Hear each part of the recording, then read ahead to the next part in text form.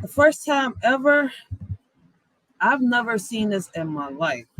So apparently, trolleys can turn themselves on and run into historic buildings here in Philadelphia. We have a trolley that apparently, I don't know how in the world this trolley, man, listen, I think somebody turned this trolley on. But hey, they say they can't figure it out to save their lives. Trolley ended up crashing into the side of an historic house in Southwest Philadelphia last evening. Officials are now trying to figure out how the runaway trolley derailed, traveled half a mile, and then into that 250-year-old property.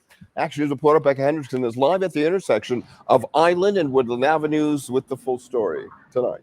Becca. Rick, officials still have no idea how that SEPTA trolley started running in the first place. It was out of service with no conductor on board, and here is the result. You can see a whole trolley out of service with no conductor. This nigga was possessed. I'm not even gonna say the nigga. This thing was possessed. Like, yo, it's crazy because they're about to come out with that new Exorcist movie too, right? Shit, now we got possessed trolleys out here. In this more than 250-year-old historic home. I just spoke with the caretaker of this property. She says she's lucky to be alive.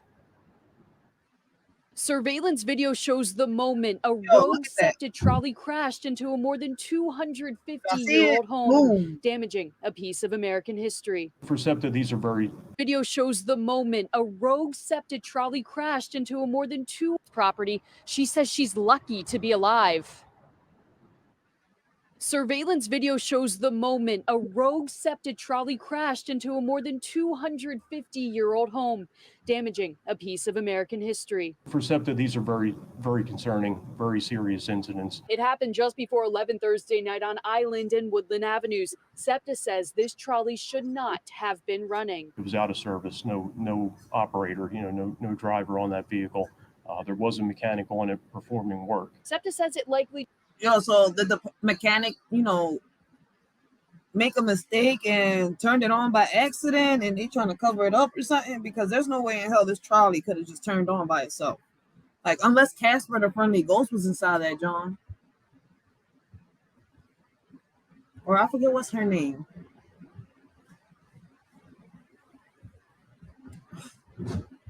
What is it, Invisible Girl? What's her name? The one that turns invisible? Yeah, from The Incredibles. Shit, like, what the fuck? It makes no sense. A trolley turning on by itself. Supposedly no electricity running, no nothing. Like, how in the world did this shit just happen? It derailed right after leaving the station. As it picked up speed down Island Avenue, the trolley crashed into a car, injuring 2 people, and then into the Bluebell Inn, where one resident lived. It looks to me like there is really no structural damage. John Hyges has worked since the 80s to preserve the home. It's a historic tavern built in 1766, a place George Washington and his soldiers would often go. It's kind of a connection with what we have in the past. Charles Lloyd, who was the innkeeper there, was also involved in anti-slavery activities. The house is currently owned by the city's Parks and Recreation Department. Advocates hope it's repaired quickly. As crews were back Friday working on the damage, SEPTA says it's investigating how this crash happened. This is the 5th SEPTA crash in less than a week. In all of those incidents, there have been 24 injuries and 1 death. Trying to reinforce that it is safe to travel on SEPTA, and I know that that's difficult for a lot of people to hear right now. SEPTA's board also says it's deeply concerned by this series of incidents and it's in close contact with management. Meanwhile, management says it is considering some changes, including adding more safety officers at night. Live here in Southwest Philadelphia, Becca Hendrickson, Channel 6. All right. So if SEPTA is apparently having issues, right?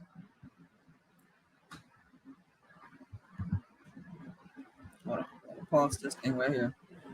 So if SEPTA is apparently having issues with their trolleys and it's not their first time something like this happening, why not hurry up and do something? Because there's no way. Listen, I'm going to be honest and I'm going to be blunt with this.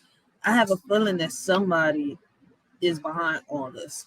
Like, because there's no way.